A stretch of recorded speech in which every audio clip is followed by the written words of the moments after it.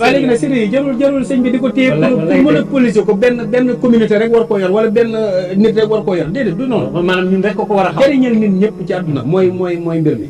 waaw loolu nag moo am solo le reste nag dara amu ci solo.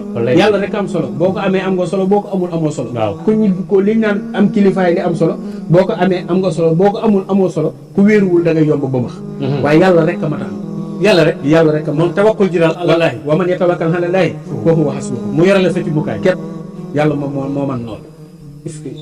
yàlla moo man loolu. waa léegi lijjanti kayit nag passeport yeeg yooyu moom maanaam visa yeeg yooyu nag. képp koo xamante ni am nga jafe-jafe boobu mooy ci wàllu tukki.